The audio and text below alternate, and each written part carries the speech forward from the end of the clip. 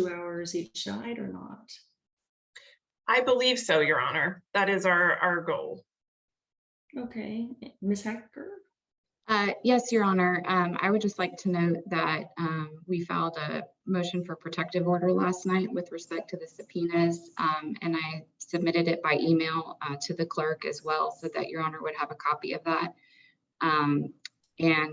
But before we get into that matter, I just wanted to say that I'm really honestly confused as to why we're here this morning, because this hearing is pointless because the plaintiffs have said they have no intention of performing any abortions until that violate the law that they're challenging, until there's a final judgment on the merits. And Texas Right to Life and John Seago have already said under oath that they have no intention to sue anyone who's not violating the law. And Texas Right to Life is even willing to stipulate to that today, Your Honor. So there's no dispute right there, Ms. Hacker. Yes. A couple of things. First, your audio is coming in and out. Please adjust it if you can so that we can hear every word that you are saying. Second, it is an application for temporary injunction. I'll allow first the plaintiffs to argue, and then it will be their burden to let me know whether or not this is right. Okay, and so first I'll allow the plaintiffs an opportunity to provide an opening, and then I will allow you to respond, okay? While they're opening, though, please just check on your audio and see if we can get that working. Okay. Timing first, though. Each side will have 2 hours. I heard about one witness, couple witnesses. Ms. Murray, who are you expecting to call this morning? So, Your Honor, we first intend to call Mr. Seago. Okay. And Texas Right to Life. Okay. Through which individual? That person has not yet been identified by Ms. Hacker or her co-counsel. Okay, all right, we will get there. And Ms. Hacker, presuming the court goes forward, do you have any witnesses here today? No, Your Honor. Okay. If I could say, Your Honor, so the first two, Texas Right to Life and Mr. Seago, we do intend to call first. We then intend to call Mr. Bhavik Kumar, Dr. Bhavik Kumar, followed by Mr. Ken Lambrecht, who is the president and CEO of Planned Parenthood Greater Texas Surgical Health Services, a plaintiff in this case, followed by Ms. Pauline Barraza, who is the CEO of Planned Parenthood South Texas Surgical Center. Okay.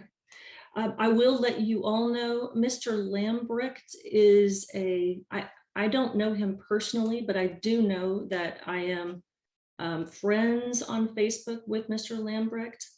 I recognize his face, although I've never socialized with him. I've never, to my knowledge, been in any type of social situation with him.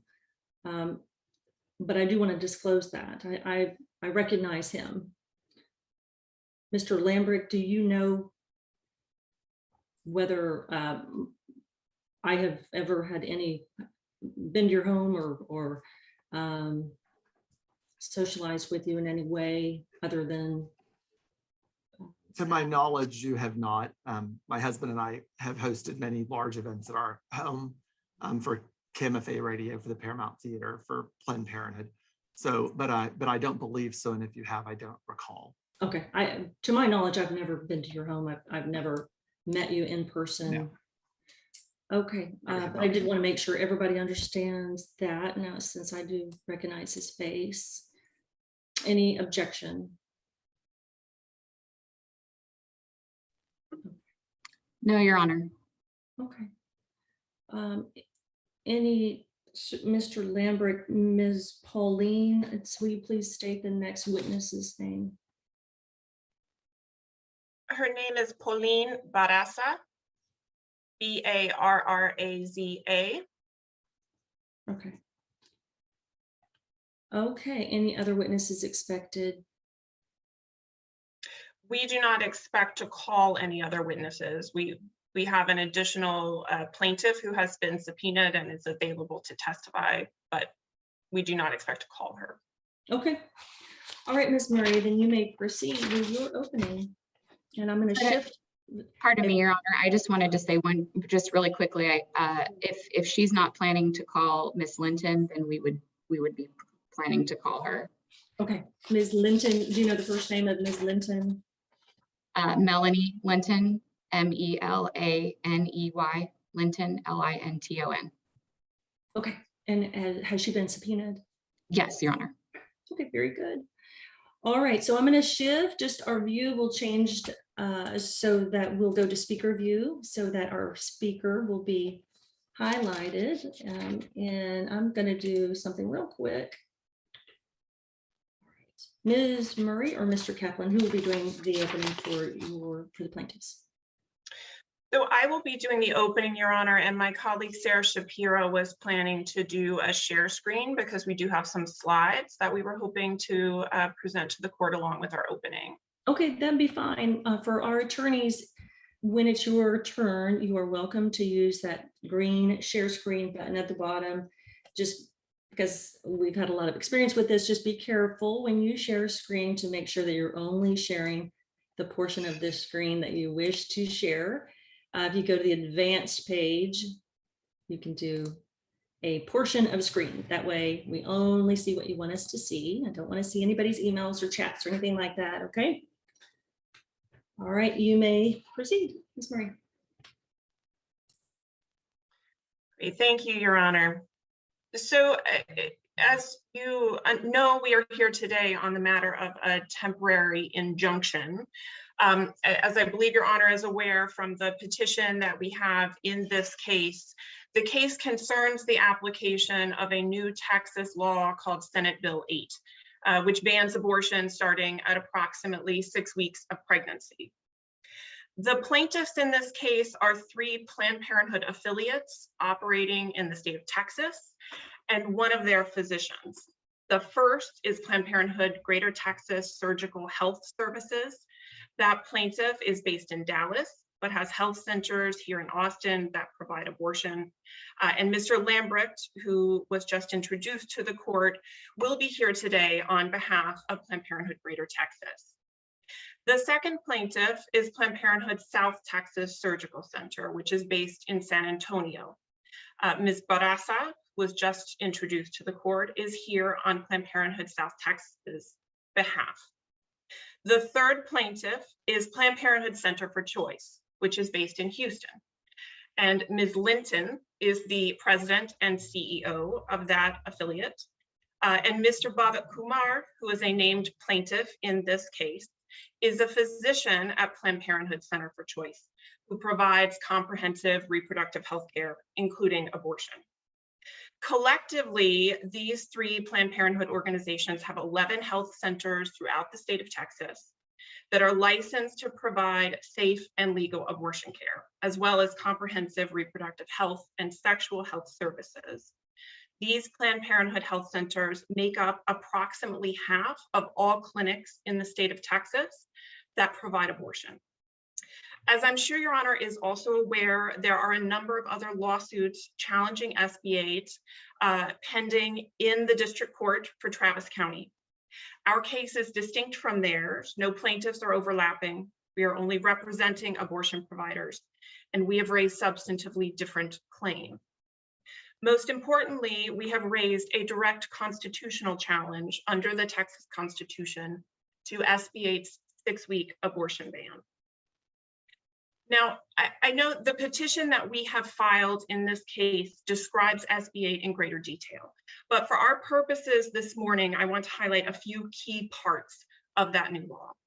First, the prohibitions. As I mentioned, SB 8 bars any doctor in the state of Texas from providing an abortion after the doctor can detect what the law calls a fetal heartbeat. In actuality, that term is defined by SB 8 to include any early cardiac activity, including in an embryo.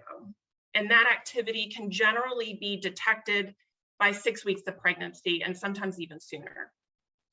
So for context, 6 weeks of pregnancy is 2 weeks after a patient with a normal menstrual cycle misses her first period, and 2 weeks after at-home pregnancy tests are generally sensitive enough to identify a pregnancy. In 2020, there were more than 53,000 abortions in the state of Texas for Texas residents. And our data show, and we can provide to the court today through testimony, that approximately 85 to 90% of them occurred at or after 6 weeks of pregnancy. So SB8 operates as a near total ban on abortion. But it goes even further than that. It also targets patient support networks by making anyone who, quote, aids or abets an abortion, a prohibited abortion, liable under the law too. So that might be a nurse, an ultrasound technician, someone who accompanies her sister to an abortion appointment and helps pay for her care, or a sexual assault counselor who helps a survivor make an abortion appointment. All of them could be swept up in SB8 as lawbreakers. And last, SB8 makes it unlawful for someone to even intend to provide a prohibited abortion or to assist with such an abortion. So there are 3 key prohibitions in SB8, and each one of them targets speech and conduct in which the plaintiffs in this case and their staff engage, and which they would like to continue to engage, but for SB8, and enforcement threats like those at issue in this case by Texas Right to Life and Mr. John Seago. The second point that I'd like to make about SB8 that I think is relevant for today's hearing is the enforcement mechanism. SB8 imposes a truly unprecedented statutory scheme that deputizes any member of the public, any person other than a government official, to sue anyone who provides an abortion in violation of the act, aids or abets, or intends to do those things. And then it incentivizes enforcement by random strangers by providing that if someone prevails in one of these SB8 cases, they are entitled to at least $10,000 per abortion per defendant and injunctive relief going forward to prevent the provision of abortion care. In this way, SB8 places a bounty on people who provide or aid abortions, inviting politically or financially motivated strangers who are untrained in the law and in medicine to determine whether they believe that SB8 has been violated and to file suit on that basis. But SB8 doesn't even stop there. At every turn, it replaces normal civil litigation and clearly established constitutional defenses with distorted versions that are designed to maximize the harassing potential of the lawsuit against plaintiffs and other abortion providers and advocates. Third, SB8 also imposes a draconian one-way fee shifting penalty that's designed to deter any challenges to SB8. If plaintiffs in this case were sued under SB8, they could never collect their attorney's fees and costs, no matter how many times they're sued or how frivolous the claims. In contrast, if the bounty hunter wins, they're entitled to their fees and costs. And they could even recover fees, for example, if a court dismisses an abortion provider's counterclaim against SB8 as moot or rejects a claim pleaded in the alternative. And to further take aim at the plaintiffs before you today and others like them, SB8 makes it so that their attorneys and the law firms who represent them can be held jointly and severally liable for the other side's fees and costs, even if the arguments they make are in good faith and well-founded, albeit not ultimately meritorious. So those are the key aspects of Senate Bill 8 that we are challenging in this case.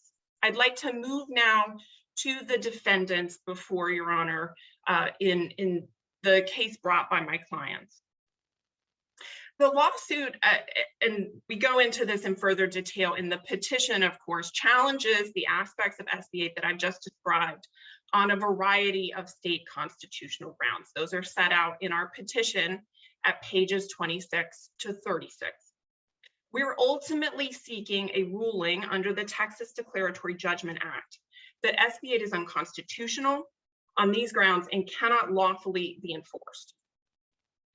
But given SB8's enforcement mechanism, plaintiffs have not tried to sue, nor could they, every would-be enforcer of the statute. Instead, they have sued today, as your honor will hear, 2 named defendants so far, Texas Right to Life and Mr. Seago, who are among the most public of those threatening to enforce SB8.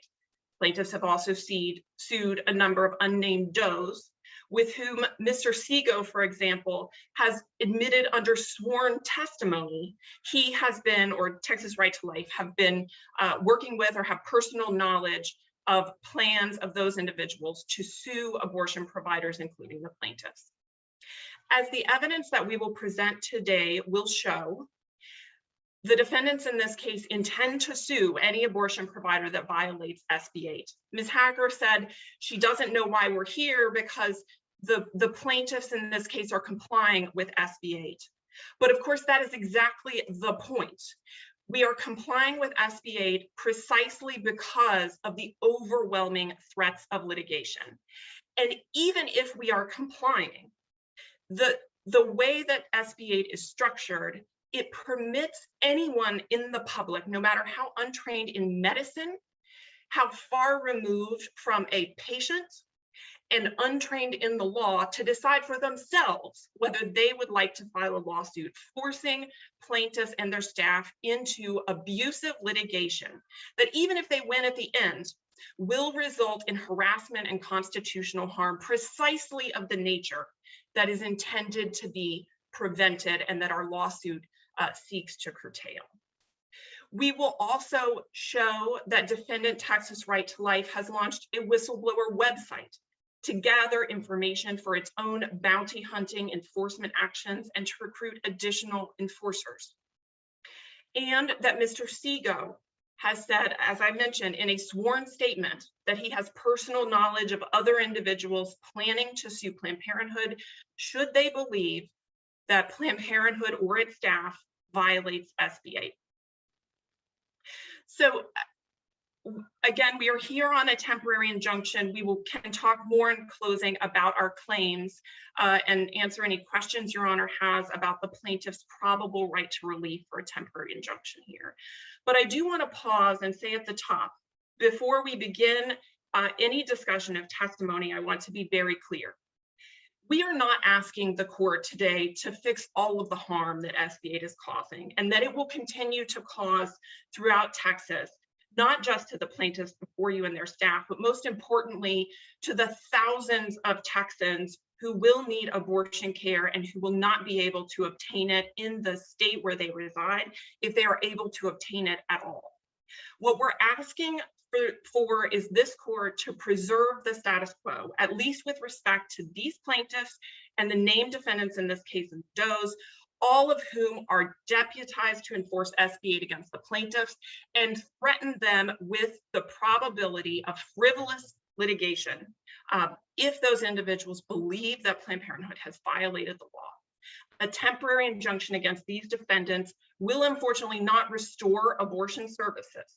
Too many other threats of suit under SB8 will remain, but it will prevent and reduce the litigation exposure and the constitutional harms that plaintiffs will experience from harassing and abusive litigation brought by Texas Right to Life and Mr. Seago and the does with whom they are collaborating.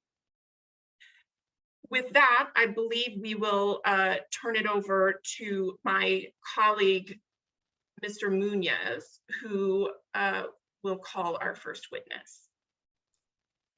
Okay, and Mr. Munoz is one of the individuals whose application for pro hac vice is still pending. So until I have that pro hac vice before me and sign off in an order, he cannot speak in our courtroom.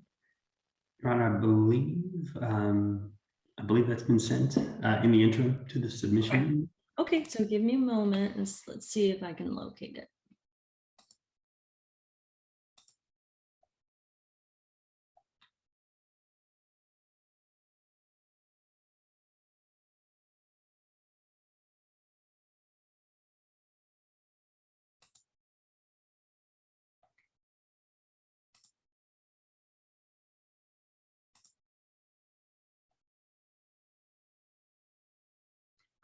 I see an envelope for Ms.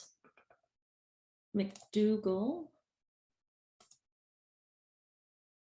and Ms. Murray,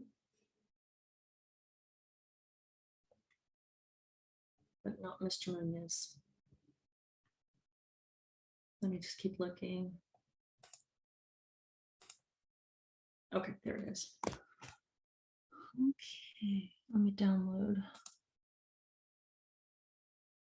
It looks like the envelope was returned and Ms. Hacker has no objections. So Mr.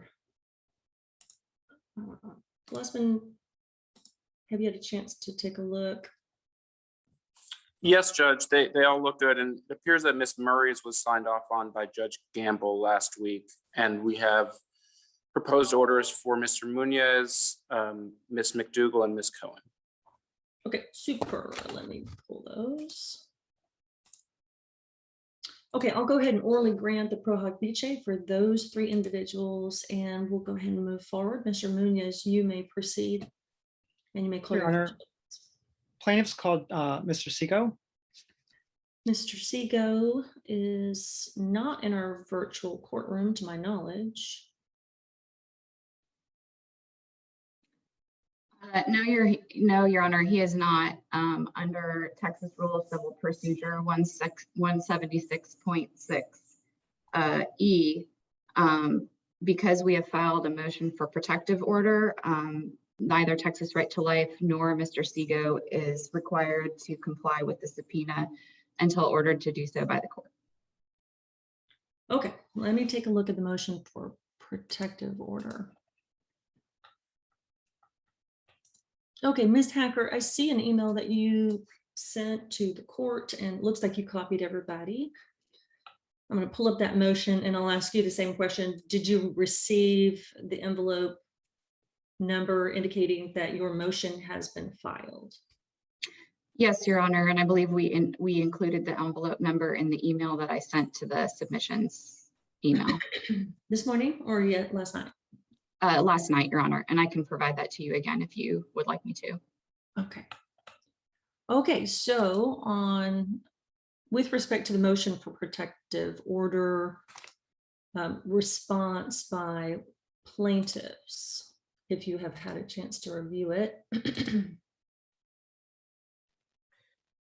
Well, Your Honor, our initial response would be that this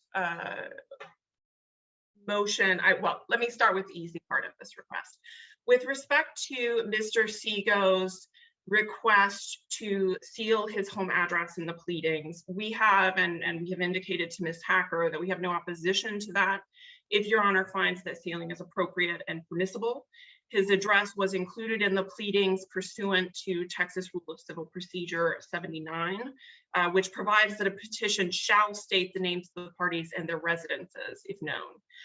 But as representatives of abortion providers in Texas, I can assure you we take seriously any threats of violence because they have no place in civil discourse or judicial proceedings, and we would not oppose the removal of his address to the extent that it is directed by Your Honor. The remaining part of the protective order we do object to. Effectively, Mr. Sego and Texas Right to Life are asserting a right not to reveal broad swaths of information on the ground that it's protected by the First Amendment or the attorney-client privilege. But the defendants do not claim, nor could they, that every question that would be asked of TRL, Texas Right to Life, or Mr. Sego contains information protected by the First Amendment or the privilege. In fact, if Mr. Sego is allowed to take the stand, the court would see how few, if any, of plaintiff's questions touch on these issues. So the proper way to handle these sorts of issues is not for a witness to avoid taking the stand at all, as defendants appear to attempt here this morning, but to deal with objections to questions as they are asked. As to the defendant's First Amendment claim, the defendant's motion misconstrues this lawsuit as well as the information that plaintiffs are seeking from the defendants.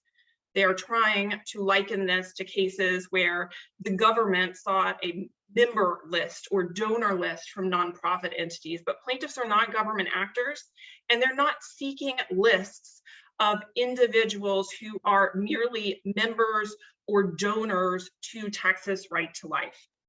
In NAACP v. Alabama, for example, which the defendants cite, the Alabama Attorney General was seeking membership lists.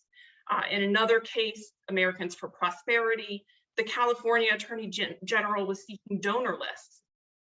But for example, in that Americans for Prosperity case, the court was clear that it invalidated the California law because it swept too broadly and required donor names to be turned over even when there was no investigation of the nonprofit at issue. In fact, the court noted that if California was pursuing an investigation of the charity, one tool it might have is a subpoena. Here, plaintiffs brought this lawsuit to redress injuries that they face due to credible threats made by Texas Right to Life, Mr. Seago, and those acting in concert with them. These are threats to force plaintiffs into court to defend lawsuits that are patently frivolous and plainly violate the rights guaranteed to plaintiffs and their patients under the Texas Constitution. Those threats are detailed in our petition. I mentioned them this morning. And at bottom, Your Honor, what I would say is that the Constitution does not establish a right to file frivolous litigation. And just as false statements are not immunized by the First Amendment to freedom of speech, baseless litigation is not immunized by the First Amendment right to petition. To the extent that plaintiffs' subpoenas seek names, it is the names of the individuals who have made threats against them, not members or donors. And plaintiffs here are asking for the names of a narrow, limited group of people who've made credible threats. And in fact, this court has already ordered defendants to serve the temporary restraining order that was entered in this case on those individuals acting in concert with them. It is the identity of those individuals that plaintiffs seek. That outcome, the disclosure of these names, is consistent with the Texas Rules of Civil Procedure. Under Rule 192.3I, a party may obtain discovery of the names of any potential party. The same is true under Rule 192.3C for any person having knowledge of relevant facts. And even, Your Honor, we would submit, even if you believe that some information that will be sought today by plaintiff subpoena is protected by the First Amendment, the court can still order defendants to turn that information over if it's sufficiently justified by a compelling state interest. Moreover, to the extent that defendants fear that making public the names of those individuals who have made threats against plaintiffs will result in harassment, again, the proper course is not to let them not provide the information and to avoid providing testimony to this court at all today, but to do so pursuant to a narrow, limited protective order. Plaintiffs would not object to defendants providing these names in writing today rather than an open court. Under a protective order that would give each person a pseudonym, which plaintiffs would agree to use going forward. As to the defendant's assertion of attorney-client privilege, they claim that they shouldn't have to, it appears, take the stand at all today because some questions might implicate First Amendment or privilege concerns. But privilege objections, of course, can be, and in the normal course are, made in response to questions asked, and the court can take those objections one at a time. Plaintiffs don't seek communications that are protected by the attorney-client privilege. And if the court finds that information asked for is privileged, it can and should sustain an objection made by defendants, as that is the normal course in all hearings, and we would expect the same today. But the crux of the defendant's fear is that plaintiffs will ask about communications between defendants and attorneys about legal representation or potential litigation. That's what they said in their motion last night. But this not only prejudges the questions to be asked today, but not all those communications that they describe would be privileged anyway. For example, the privilege does not apply to lawyers who have reached out to Texas Right to Life seeking to join the organization's network because they're not clients under Rule 503. Nor, as a general rule, is a client's identity protected by the attorney-client privilege. Indeed, would-be SBA claimants would have to reveal their identities if they sue, as they have volunteered to do, according to Texas Right to Life. nor is the purpose for which individuals contact Texas Right to Life's website confidential. Not all information about the communications that defendants seek to block will be privileged. But again, the proper course today is not to permit Mr. Sego and Texas Right to Life from having to take the stand at all to testify. It is instead to permit them to testify and to consider the information asked for when it is actually asked for, and rule on objections as they come. Okay, thank you very much. Ms. Hacker, I see, and I'm reviewing your motion, but what I don't see is the proposed Exhibit A. It's referenced in the motion, but it doesn't appear to be attached. I just need to see what that proposed. Let me check on that, Your Honor. Okay. It looks like Exhibit A to plaintiff's subpoena to Texas Right to Life. Oh, I see. Okay, it's the exhibit that plaintiffs attached to the subpoena to Texas Right to Life. Okay, gotcha. Okay, so the court will order Texas Right to Life and John Sego to testify, but Ms. Hacker, you just need to object and let me know if and when there is proposed testimony or elicited testimony about what you found objectionable, and I'll just take those objections as they come, okay? Your Honor, if I may, because of the serious issues involved with this testimony, the serious First Amendment issues at play, the threats of violence that Mr. Sego has experienced as a result of the publication of his name and home address in the plaintiff's original petition, and the danger for anyone else that has been that will be named or discussed in this proceeding, as well as there not being really a justification for these inquiries right now, because we don't even know who these people are. So how could there be credible threats of litigation? Nor has Texas Right to Life or John Sego made any threats to file frivolous litigation. In fact, they agree that they would not file litigation that was not based on evidence that there was a violation of the law. And again, Planned Parenthood states that they are not violating the law, so there is no threat of frivolous litigation. That those concerns do not outweigh the significant First Amendment issues at play here. And so respectfully, Your Honor, I respect your ruling, but I would ask that the court continue this hearing so that we may seek mandamus relief on an emergency basis with the Third Court of Appeals to get a ruling on that issue before we are forced to proceed, Your Honor. That request is denied because I don't even have a question before me for the witness. So I can't even analyze what is going to be asked. I can't make a ruling intelligently without hearing what's being asked. What I heard from Ms. Murray is that she intends to and is agreeable to protecting Mr. Sego's address, and that is appropriate, and the court will certainly grant a temporary sealing order until you can get to a 76A motion on his address, and really any address of any person about which there could be some threat of violence. That is certainly not this court's intention to put anybody in any type of a dangerous situation.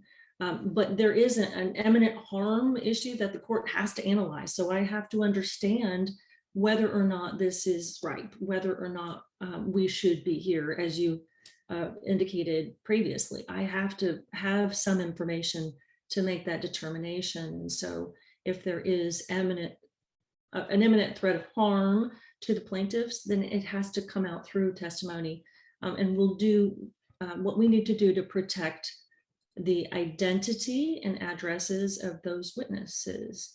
Mr. Sego is he's been identified and he is a party, so he shall testify today, but you continue to let me know if and when you have concerns about the subject of his responses, okay? Yes, Your Honor. I would just point the court to Exhibit A again, as far as the outline of what the information is that plaintiffs seek, that we know in advance before they actually ask the questions. And I don't think I have Exhibit A. It may have been sent to me in some filing, but it's not attached to your motion. So go ahead and forward that to me so I can see it.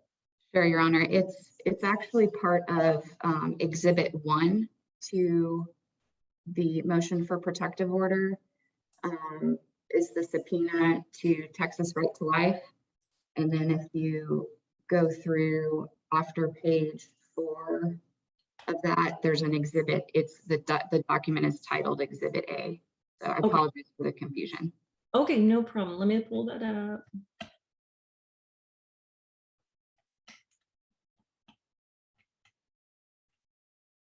Okay, I see it now. Exhibit A2 subpoena. Okay, looks like number 1 is the identity of all individuals or entities that that defendant Texas Right to Life or its representatives have notified or are planning to notify about the TRO. Okay, entered on September 3rd, 2021. There's some additional information. The second is TRL's plan to recruit enforcers. 3 is the identity of individuals or entities with whom TRL had follow-up communications. Again, if there are any attorney-client privileged communications, then you just need to let me know. And I'll address those concerns if and when they arise. And with respect to 4, all matters referenced in the declaration of defendant John Seco in the U.S. District Court for Western District Whole Women's Health versus Jackson case, including but not limited to the identity of each individual referred to in paragraph 6.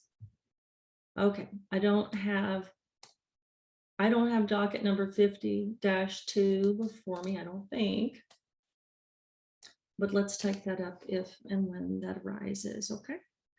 Yeah, yes, Your Honor. Just for your reference, I believe that the declaration that is referred to in that paragraph is attached to the original petition. Okay, let me go there.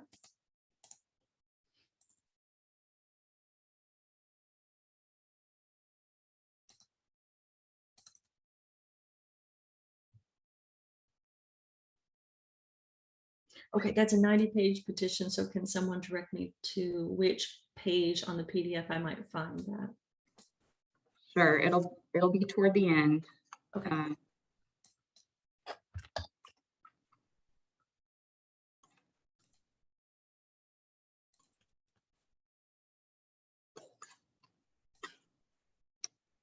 And it's Exhibit 2.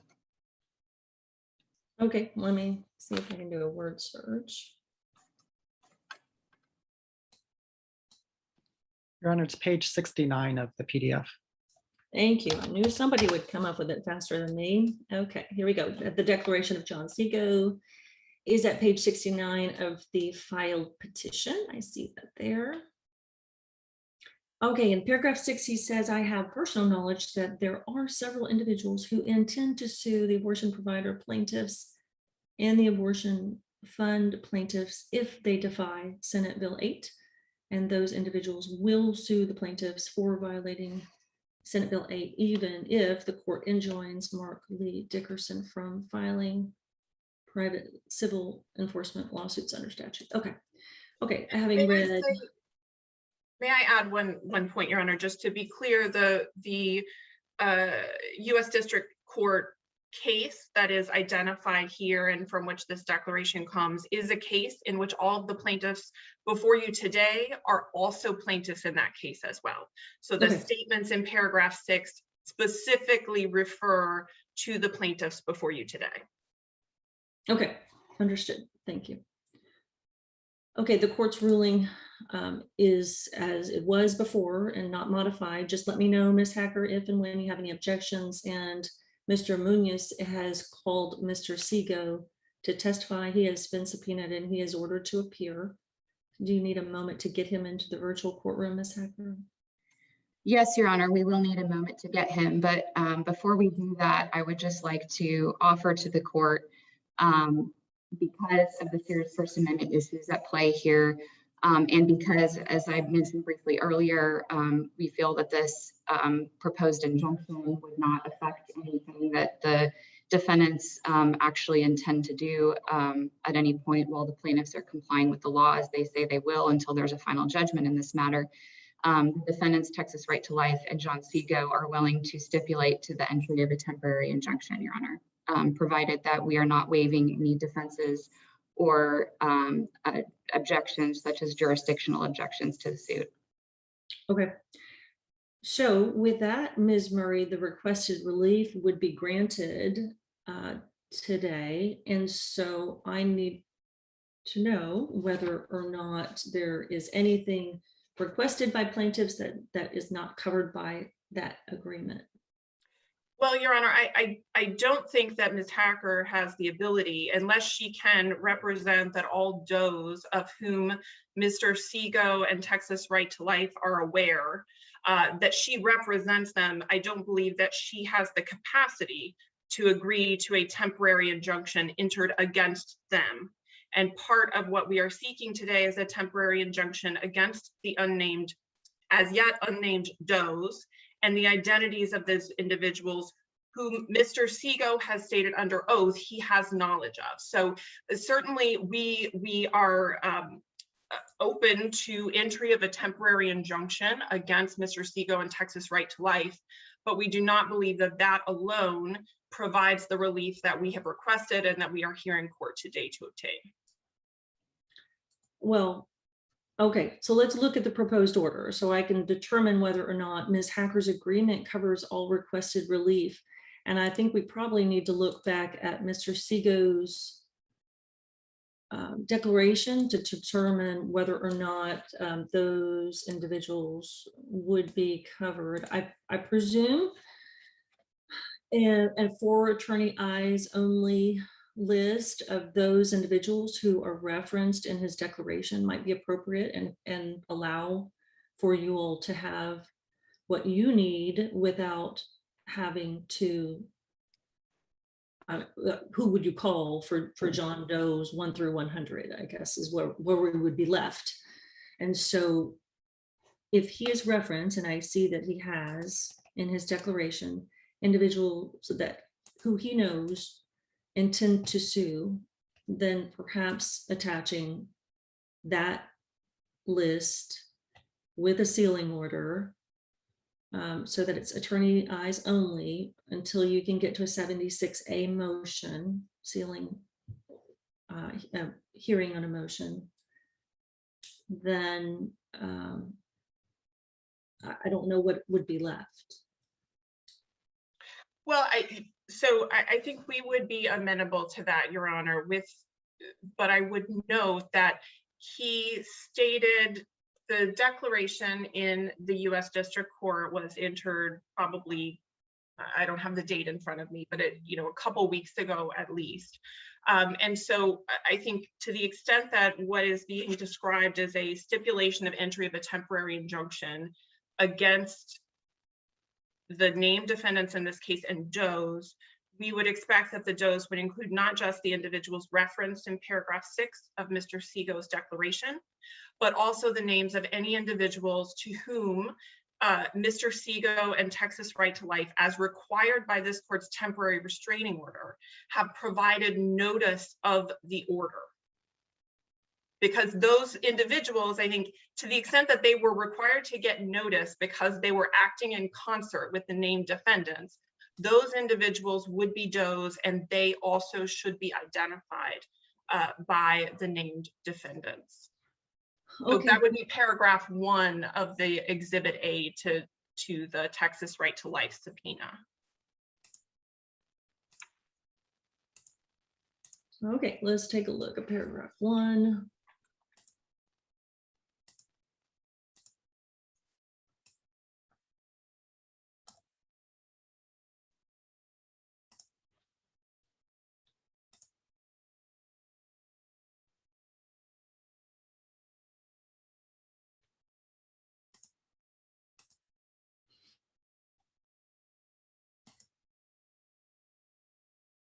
Okay, Ms. Hacker, response?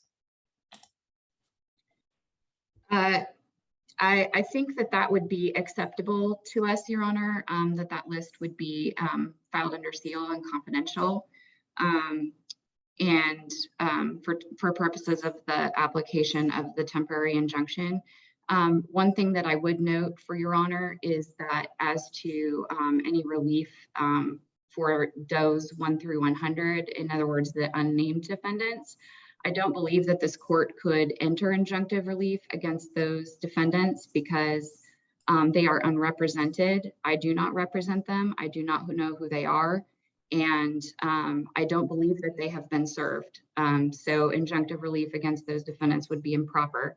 However, to the extent that the plaintiffs seek the temporary injunction to apply to the individuals named in, I guess, number 1 and number 4 of Exhibit A, we're fine with providing a list that will be sealed. Okay, Ms. Murray, with respect to the Jane and John Does. Yes, Your Honor. I think we would stipulate to entry of a temporary injunction against the named defendants, provided that should they later challenge that injunction on any grounds, we would have the opportunity to make our case to support it. And then as to the Jane and John Does, I think we would agree to a production of those names today and on a rolling basis as additional individuals are identified, and would agree to do so at this time on an attorney's eyes only basis, provided that we may object down the road to the sealing of those names essentially going forward. Okay, so there are a few things that I would need for today. One is a trial date. You all have to agree on a trial date because the temporary injunction requires one, and a bond.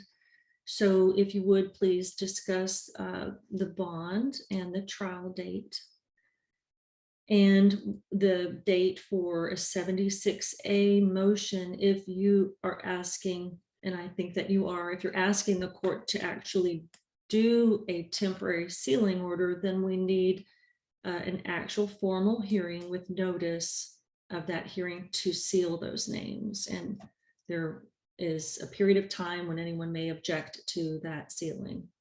Okay, so we have to go through that formal process for 76A. And the form of the actual temporary injunction, which I would like you all to really look carefully at and make sure that you would all agree to the form of the order before I sign off on it, okay? Anything else that we need to take care of? I can send you all to a breakout room so that you can work on the form of the order, if that's helpful. Your Honor, I think it might be helpful for plaintiff's counsel to convene for a few moments separately, just to discuss the path forward, and then certainly would of course be amenable to meeting with defendant's counsel as well to make sure that we're on the same page. Okay, let's do this. The court's going to take a recess until 10:30. I won't stop the hearing yet. That way you can announce any agreements when we return at 10:30. If you need additional time, just let me know or let someone from my court staff know. And then you may return to let me know whether you agreed to the form of the order, any additional agreements that you reached, any remaining issues that need to be resolved. Trial date, bond amount, 76A hearing date, those types of things. You don't have to select a 76A hearing date yet, but if you would like for me to sign off on the temporary sealing order, then I'll need that in the TPO. Okay.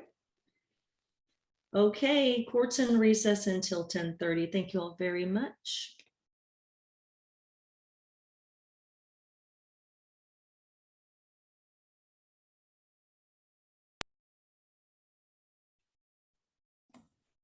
So, Your Honor, we have not had a chance. Oh, there they are. Had a chance to. We came back into the room, but we have not had a chance to confer at this time. No. Okay, that's what I wanted to make sure. Let's go ahead and move you all to the attorney conference room. How much time would you like in order to do that to me.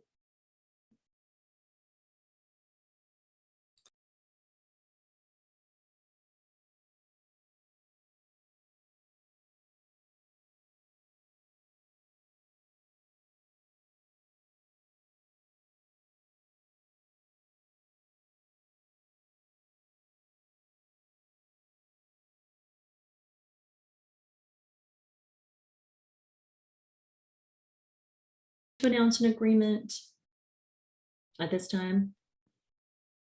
So, Ms. Your Wa- Honor, we do have a draft that defendants have sent back with some changes to language that plaintiffs have proposed. I guess I do think it would be helpful for the court perhaps to provide some guidance about your, what you think needs to be in the temporary injunction order. It is our understanding that for a temporary injunction order to be effective or not subject to challenge as void, it must state the reasons that it is granted. And so we would like to have some language in there making the required findings for a temporary injunction. I don't know if someone on our team, could we send you the red line, Your Honor, and you can take a look at what is being discussed in terms of inclusion or exclusion from the draft. Okay, that'd be helpful to me. I have to have a finding that there is a likelihood to prevail. And there has to be a finding that there is imminent harm. And as I mentioned previously, I have to have a bond and I have to have a trial date. Correct. And then the other thing that I wanted to note for Your Honor is that it's our understanding, and I can pull up case sites, we're certainly very much want to enter into a stipulation as defendants have suggested. It is our understanding though that there must be some evidence in the record in support of the temporary injunction. And so I think we would offer into evidence the verified petition that has been, that we submitted and that was signed by Ms. Linton on behalf of one of the plaintiffs in the case, would offer that into evidence in order to provide an evidentiary record on which the court could issue the temporary injunction today. Okay, I'll do this. I'll take judicial notice of the court's entire file, just so that is clear from the record. I will also admit, unless there is any objection, I will admit as a specific plaintiff's exhibit. Now, let me go ahead and look. I know you sent to the court box as requested by our court reporter some exhibits. Let me open those up and see what you have in the box. Okay. Ms. Hacker, can you see the exhibits in the box? I can see exhibits 1 through 8, which were uploaded yesterday. And Give me just 1 second, Your Honor. sure. Ms. Foley, if you would take just a second, I'll stop talking and then she'll post it into the chat so that you can click the link. Make sure when you click the link that you indicate that you are not with Travis County. And then it will show you 2 different box envelopes. One says plaintiff pre-mark exhibits, one says defendant pre-mark exhibits. And if you click on the folder that is entitled plaintiff pre-mark exhibits, you should see exhibits 1 through 8 in the same manner that I can see them.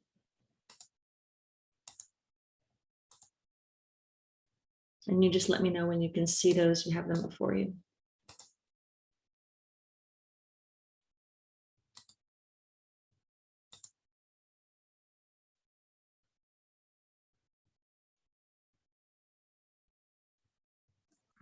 Judge, I've posted the link for box in the chat. Thank you.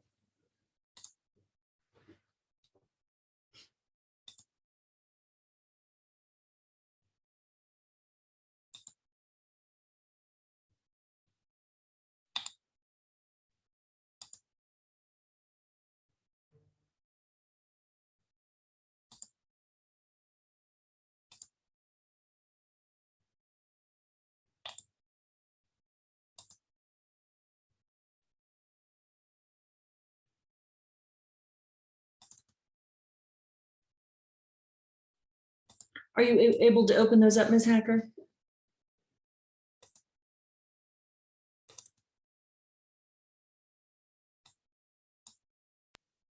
Yes, sorry, I'm just looking through them. No problem.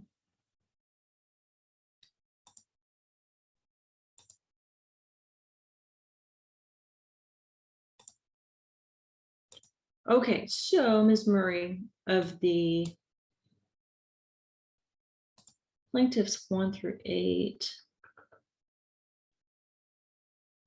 the plaintiff's original petition isn't marked as an exhibit. I can take judicial notice of it, or you can offer it as court's exhibit 1, which would be an agreed exhibit of parties and part of the court's file.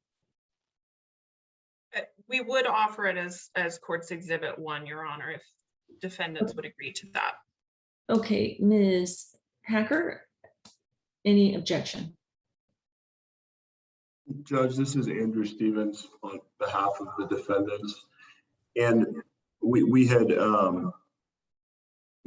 objected to a number of the exhibits that were on plaintiff's exhibit list as hearsay.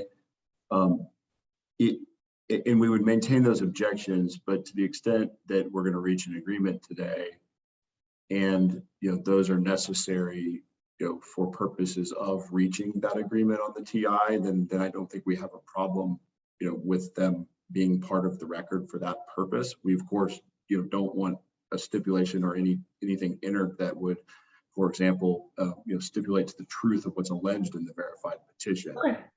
Going forward. But if these need to be admitted for the limited purpose of an agreed TI, then I think that's fine.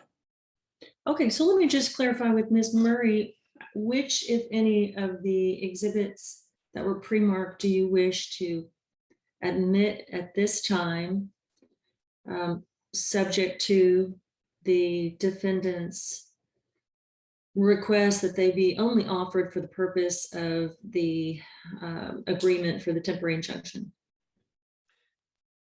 So I think I will, if I may, defer to my colleague, Mr. Munoz, because I'm having some technical difficulties getting into Box to see, but I believe our position, and he can correct me if I'm wrong about this, would be that we would move to admit into evidence all of the exhibits that we pre-marked, in addition to the verified petition offered into evidence today, and would agree that those would be used for purposes of the temporary injunction only, such that for further proceedings, that there would not be the agreement that they would be used as evidence.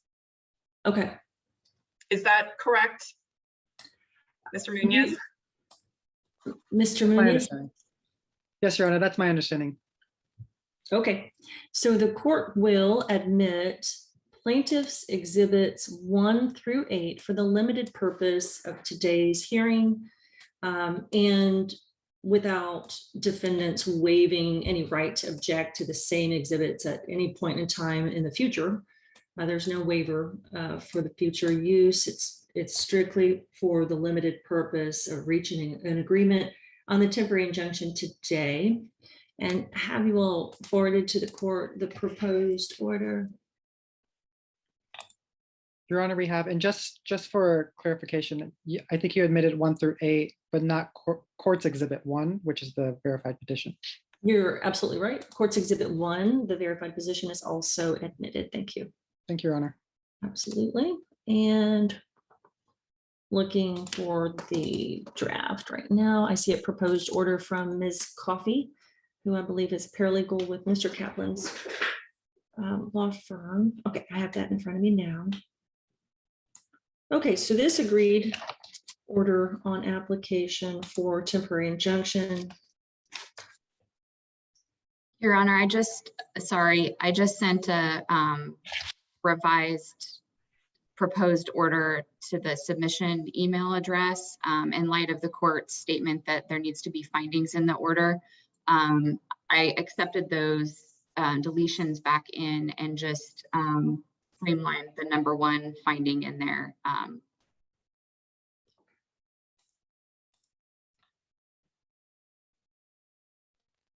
don't have that one quite yet. If one of you wants to share screen, if you're bold enough to share screen and show me what it is that the parties are asking the court to sign, then we can all look at the same proposed order on the application for temporary injunction. And if I may, Your Honor, Ms. Hacker, if you could also, I believe we don't have a copy of that through email either.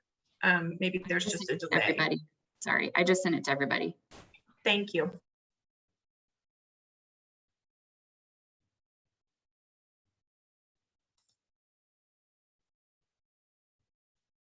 Okay, it looks like, while we're waiting for that to come through, it looks like you all reached an agreement on trial date, correct?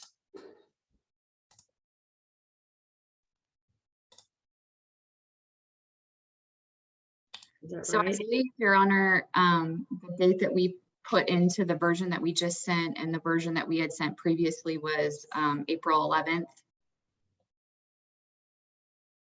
Okay.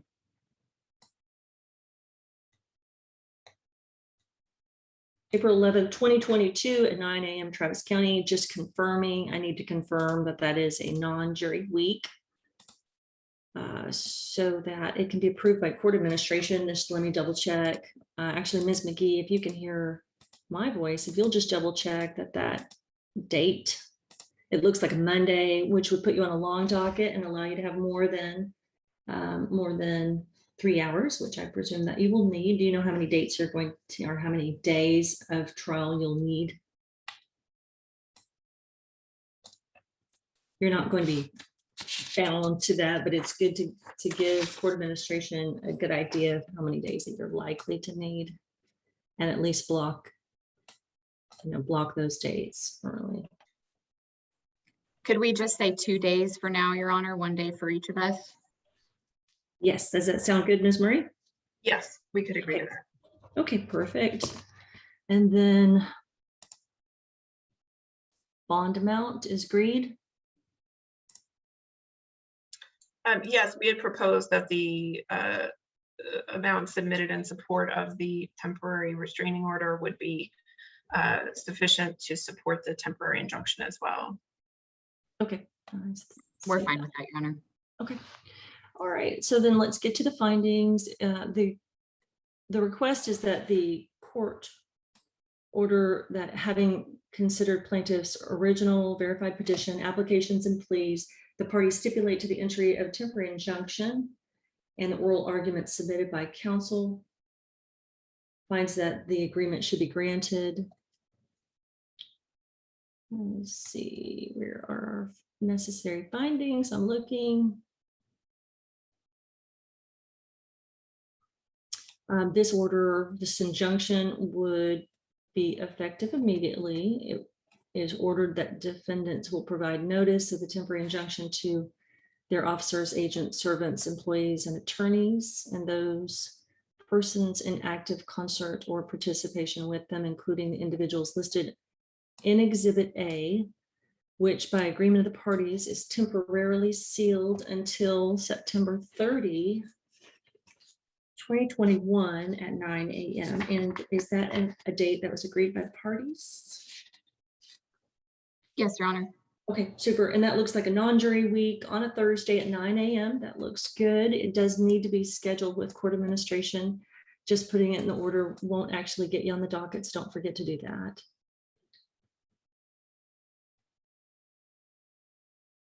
Okay, so the order that I was looking at does not have the necessary findings, and so I'm looking back at the emails. All right, Ms. Hacker, I now have your email in front of me.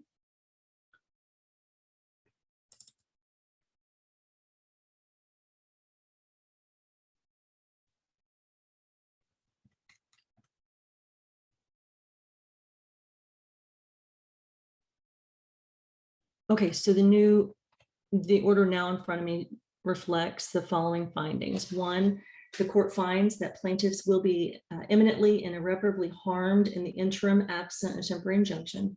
Plaintiffs reasonably fear that defendants and those acting in concert with them will file claims against them under SB 8.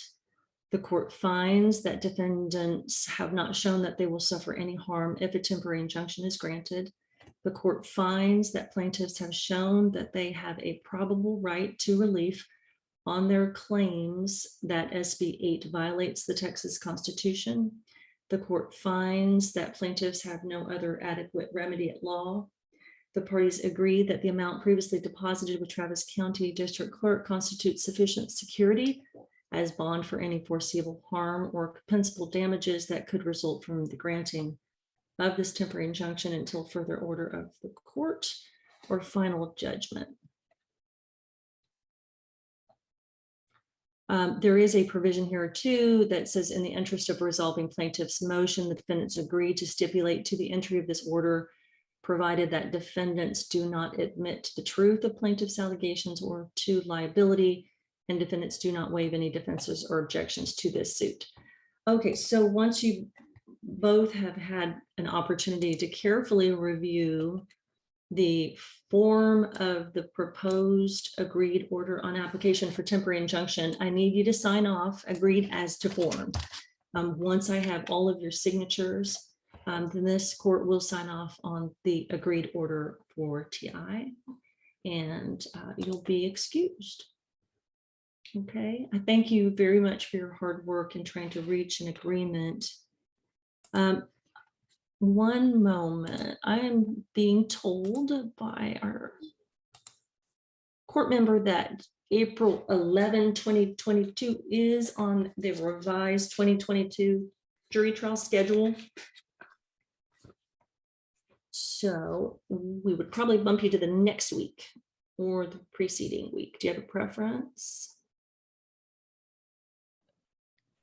Either is fine with us, and I think that's my fault, Your Honor. I just realized that I suggested a date that we had looked at for another case, but that is a jury trial case, so I apologize for that. That's okay, that's okay. So everybody's okay with the 19, April 19, or I guess it would be 18? Yes, Your Honor. Okay, great. Okay, super. So Your Honor, I think there is, and we're still reviewing the proposed order, but there is the issue of the Appendix A, which I believe defendants were trying to put together, but that has not yet been produced to us. I don't know if they have an update as to the availability of that appendix at this time.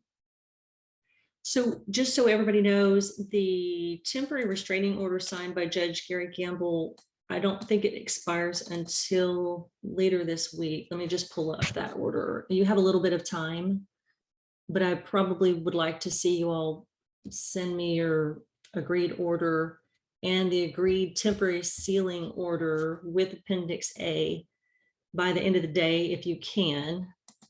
But the temporary restraining order, looking at it right now,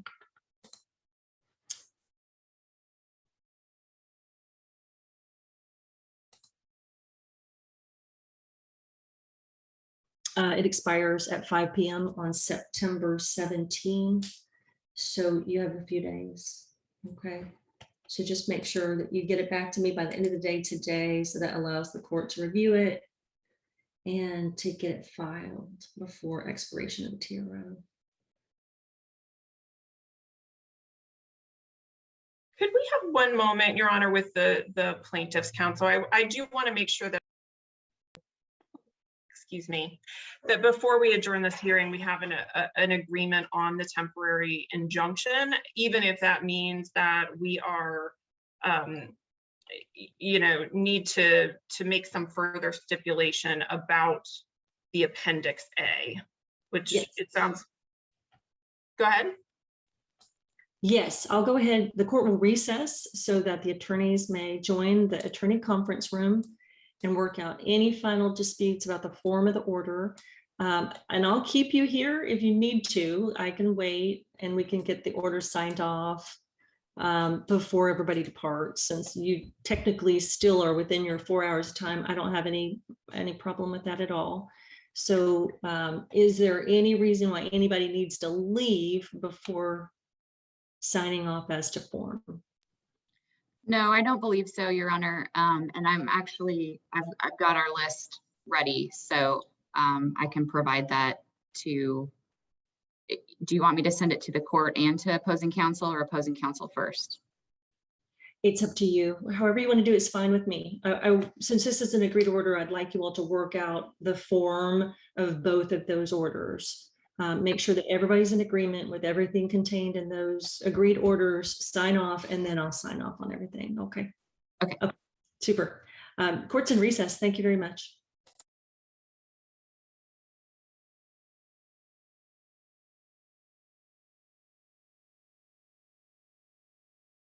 Those orders in your inbox. Super. Let me take a look.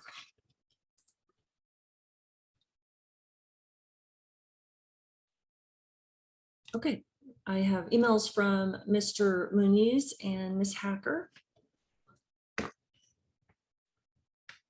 Okay, I have from Ms. Hacker, I have the Exhibit A and the agreed version of the proposed sealing order.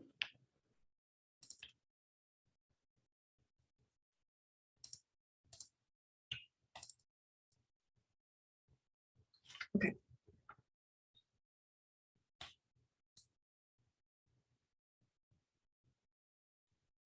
I don't see a PDF with signatures yet.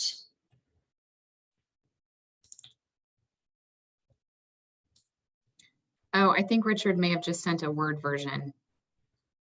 Yes, if you would circulate a PDF and make sure that it has the signatures of the attorneys who are going to be signing off.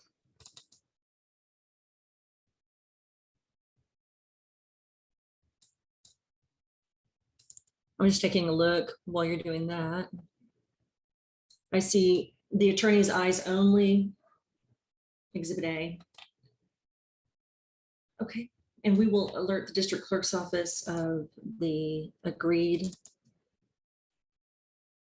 order granting defendant's motion for temporary sealing.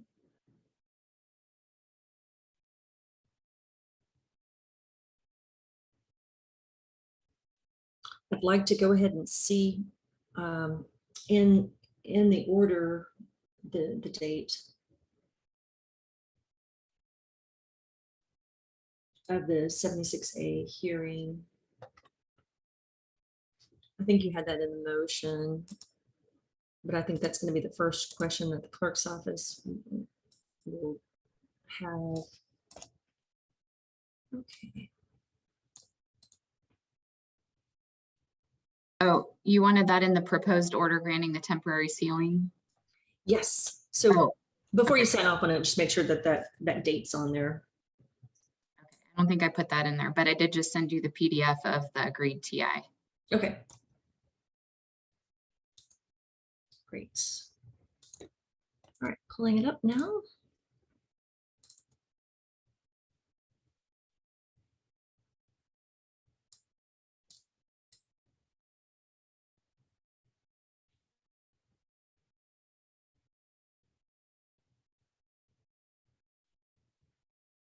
Okay, Mr. Kaplan and Ms. Hacker have signed off. I will edit the PDF just to remove the proposed that's in the title. I'm doing that right now. Otherwise, in order to ensure that everybody's in agreement and that the defendants are notified in open court, on September 13, 2021, the court heard the application of plaintiffs Planned Parenthood of Greater Texas Surgical Health Services, Planned Parenthood South Texas Surgical Center, Planned Parenthood Center for Choice, and Vadik Kumar, MD, collectively plaintiffs for a temporary injunction prohibiting defendants Texas Right to Life, John Seago, and the Jane/John Does, collectively defendants, and all persons in active concert and participation with defendants from instituting private enforcement lawsuits against plaintiffs, their physicians, or their staff under SB 8 until final judgment is entered in this lawsuit.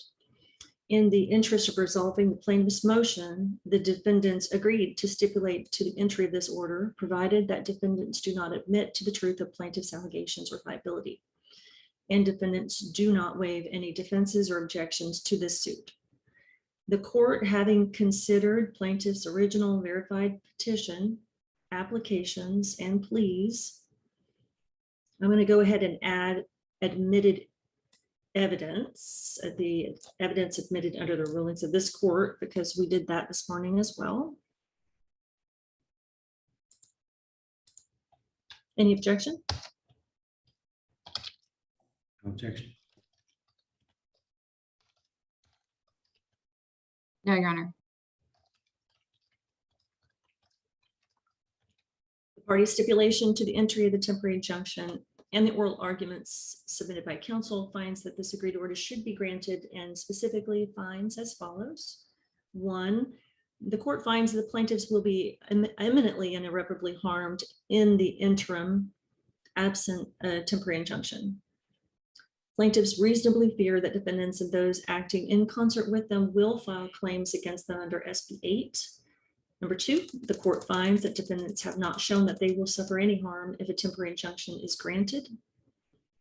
Number 3, the court finds the plaintiffs have shown that they have a probable right to relief on their claims that SB 8 violates the Texas Constitution. Number 4, the court finds that the plaintiffs have no other adequate remedy at law. And number 5, the parties agree that the amount previously deposited with Travis County District Clerks constitutes sufficient security as bond for any foreseeable harm or compensable damages that could result. Okay, with this agreed order, the court orders exactly that which I just read, as well as the order that the trial on the merits of this case is set for trial on. The trial date moved again. This says April 4th, 2022. Is that intentional?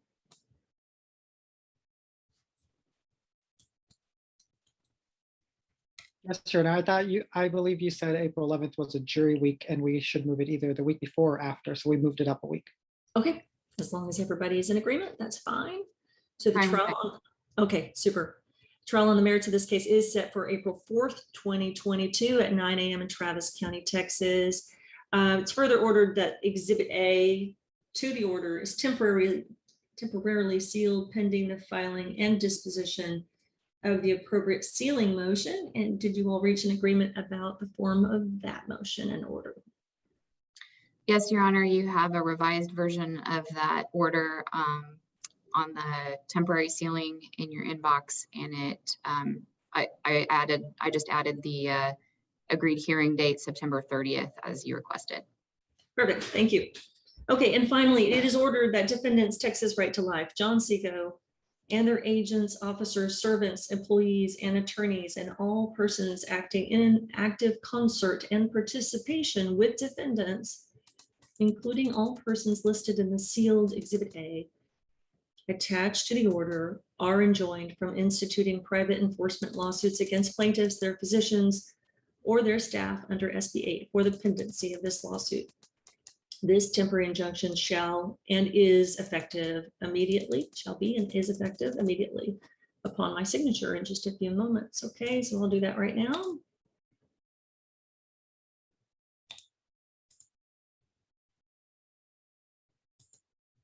Okay, the court has signed that order.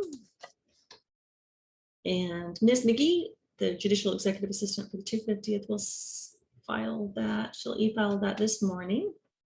Well, it's not morning anymore, this afternoon.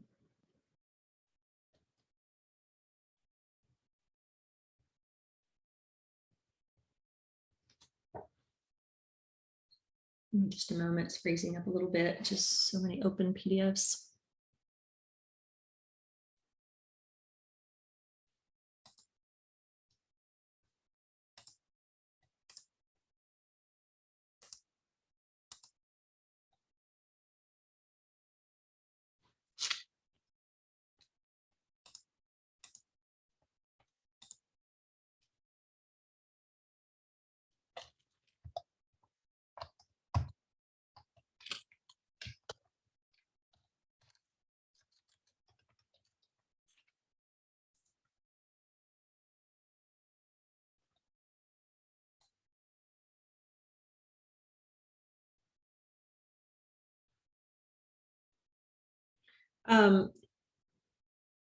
This is agreed as to form, but we need actually an agreement as to form and substance. I did want to make sure that you all agreed to the form, but it's also important because this is an agreement that you need to also agree as to substance.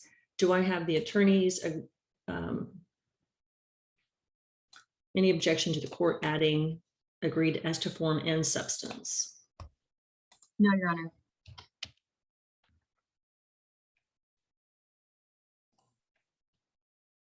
Mr. Your Honor, the temporary injunction order? Correct. No, yeah, agreed.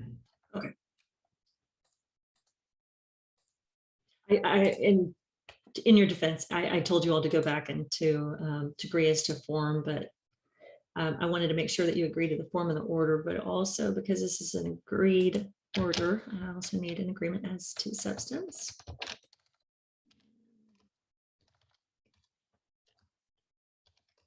Okay, and so that's been signed.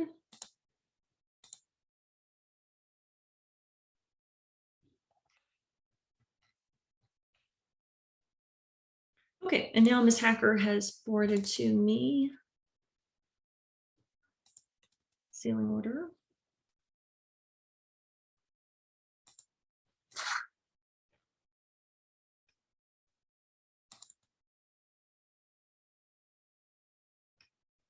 And Ms. Hacker, I'm going to make that same edit, just removing proposed.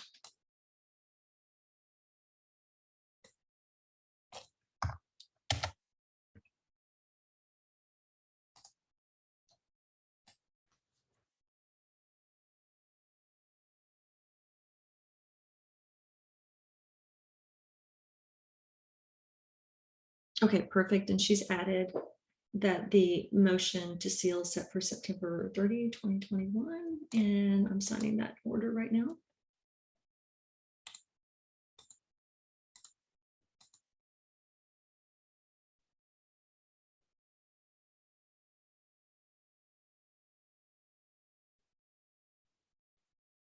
Okay. Thank you all very much again for your hard work this morning and reaching an agreement and getting these orders to me so that I can get them signed, and we'll get them filed this afternoon. You all are excused. Have a good rest of your week. Stay safe, stay healthy. Okay. Take care. Thank you. Thank you, Your Honor. Thank you.